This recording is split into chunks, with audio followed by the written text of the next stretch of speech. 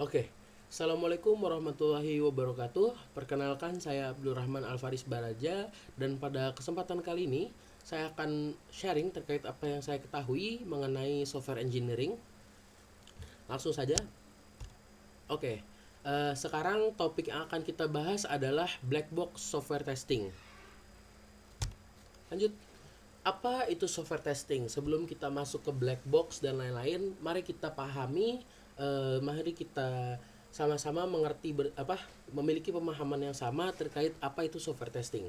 Software testing is the process of checking the quality, functionality, and performance of a software product before launching. Artinya apa? Software testing adalah sebuah proses untuk menginspeksi atau mengecek kualitas, fungsionalitas, dan performa sebuah software tersebut sebelum diluncurkan. Jadi software itu kan seperti yang kita tahu ya, software development life cycle gitu. Ada PADI, planning, analysis, design, implementation. Nah, software testing itu ada setelah implementation. Jadi ketika softwarenya sudah dibuat, sudah diimplementasikan, nah itu biasanya ada software testing dulu. Yang mana ada pastinya ada job roles-nya juga sebagai software tester gitu ya. Software QA, quality assurance. Nah, di situ adalah tempatnya diuji lah ini software yang sudah jadi ini, apakah ada bug atau error atau yang lain-lain gitu ya. Bahkan ketika prosesnya itu lama, itu juga akan masuk ke dalam notes nanti di dalam testing untuk bisa dievaluasi ke depannya bagaimana proses ini bisa lebih cepat seperti itu. Jadi inilah kualitas yang dicek, fungsionalitas dicek, sama performanya gitu. Apakah sudah baik atau belum? Apakah sudah layak untuk diluncurkan atau belum? Seperti itu. Oke, why is it important? Software testing diperlukan untuk menginspeksi kualitas software.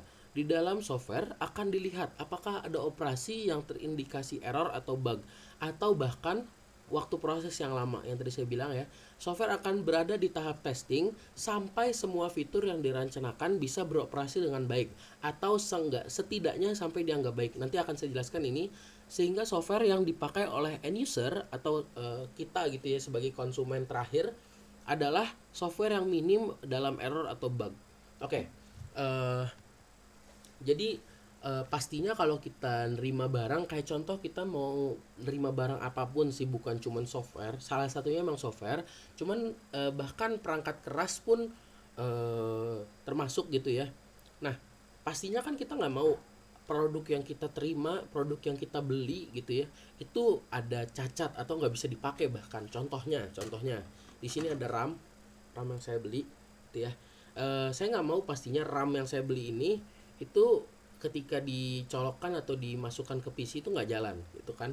Pasti ada di testing dulu kan sama pihak perusahaan, apakah memang RAM ini sudah berfungsi atau belum, sudah bisa berfungsi atau belum, sudah bisa terdetek di PC atau belum, seperti itu. Nah, eh itu adalah fungsi dari software testing kayak gitu. Jadi software itu dites dulu apakah sudah layak diluncurkan ke pasar atau belum. Nah, di sini ada satu bisa dibilang satu frasa ya, satu kalimat atau setidaknya sampai dianggap baik. Maksudnya apa? Karena banyak kasus di perusahaan-perusahaan gitu ya, di mana software yang diluncurkan itu ternyata masih banyak bug atau error gitu. Yang akhirnya apa? Yang akhirnya menjadi software testernya adalah si end user atau kita sendiri.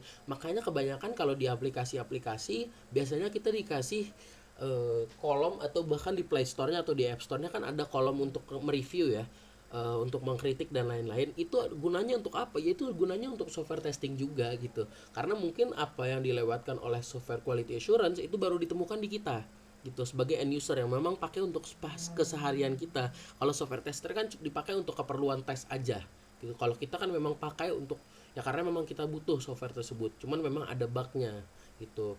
Makanya di sini saya kasih atau setidaknya sampai dianggap baik oleh para orang yang bekerja dalam software testing seperti itu. Oke, lanjut. Nah, di sini ada black box or white box software testing. Nah, di sini ada black box testing, di sini ada kayak semacam grafik gitu ya. Black box testing itu di situ bisa dibilang ada input masuk. Nah, itu kan ada kotak putih ya di tengahnya, kemudian ada dibalut sama kotak hitam gitu. Kalau black box itu artinya apa sih? Di sini ada definisinya sebetulnya ya. Black box testing is a method of software testing that examines the functionality of an application without peering into its internal structures or workings, while white box is a software testing method that peers into it. Maksudnya apa? Jadi gini, eh black box testing itu adalah salah satu metode pengecekan atau penginspeksian software di mana si tester itu nggak ngelihat internal structure atau codingannya atau programnya gitu. Jadi cuman ngelihat apa ya? Cuman ngelihat oh oke, ini dipakai fitur login. Apakah kalau misalkan saya login pakai password yang salah, apakah dia bisa tetap masuk ke halaman utama seperti itu. Itu adalah black box testing karena kita nggak ngelihat codingannya, kita nggak ngelihat contoh kalau memang itu pakai PHP kita nggak ngelihat PHP-nya gitu. Dan lain-lain seperti itu. Jadi itu emang black box testing itu adalah ketika si tester itu nggak ngelihat langsung ke programnya atau ke internal structure-nya lah seperti itu. Oke, sekarang di sini saya akan bisa dibilang menjabarkan lah sedikit dari beberapa sedikit metode dari black box software testing gitu ya. Ada 4 yang saya ketahui. Yang pertama ada equivalence partitioning atau membagi data input perangkat lunak ke dalam kelas data setara yang berbeda. Maksudnya apa sih? Contohnya tuh kayak apa gitu equivalence partitioning. Ini contoh gini. Di situ ada kolom input untuk masukin contoh nomor handphone lah.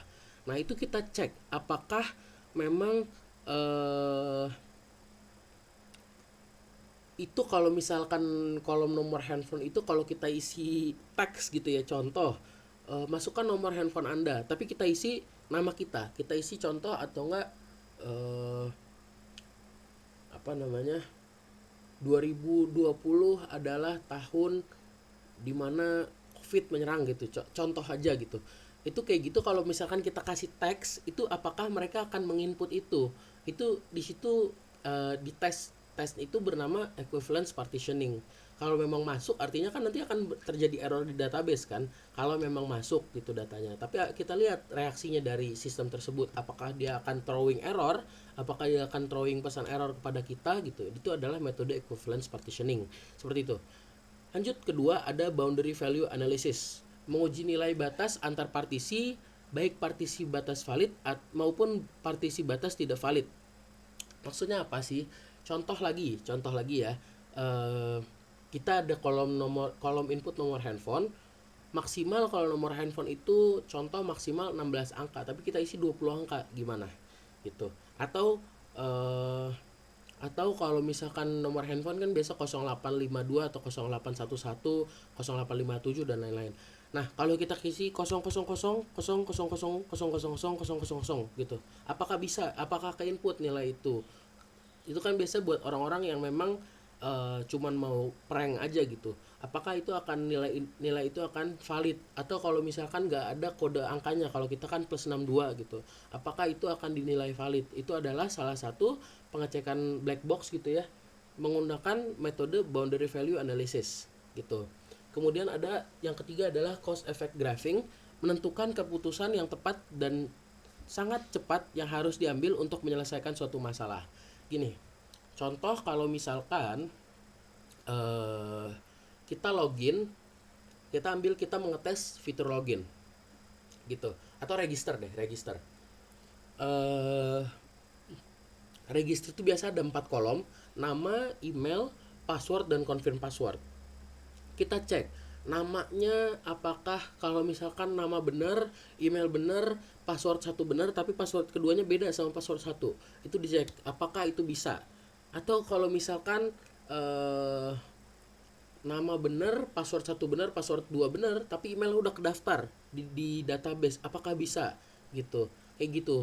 Atau contoh lagi, dimana ini termasuk di apa di project kelompok saya gitu ya. Itu kalau kalau saya itu kan penginputan data stok barang gitu ya. Itu ada, jadi kalau misalkan kita mau input itu ada kolomnya, ada dua, nama barang sama stok barang. Nah kalau misalkan nama barang kita input angka dan stok barang kita input huruf, apa yang akan terjadi gitu. itu cause effect graph gitu, atau kebalik atau gimana gitu, itu akan mengakibatkan apa gitu. Seperti itu adalah bentuk dari cause effect graphing. Dan yang terakhir, ketika equivalence partitioning, boundary value analysis dan cause effect graphing tidak berfungsi atau tidak bisa menemukan errornya, atau ya itulah tidak sampai menemukan errornya, kita pakai metode terakhir nomor 4. Apa itu? Error guessing. Menebak-nebak apa yang terjadi, apa konsekuensi dari suatu aktivitas dalam pengujian. Maksudnya apa? Ketika kita coba deh ini saya klik aja nih, kayaknya tombol nggak pernah diklik gitu, apa yang akan terjadi. Itu benar kayak semua case-case itu diuji seperti itu. Jadi apakah ini memang benar, apakah itu memang benar, apakah kalau misalkan saya klik ini, habis itu saya klik ini, habis itu saya klik ini lagi, terus saya log out, apakah bisa seperti itu. Jadi semua kemungkinan itu dicobain sama dia. Jadi itulah eh, cara kita melakukan software testing dengan metode black box seperti itu. Oke, mungkin itu saja dari saya. Kurang lebihnya mohon maaf. Assalamualaikum warahmatullahi wabarakatuh.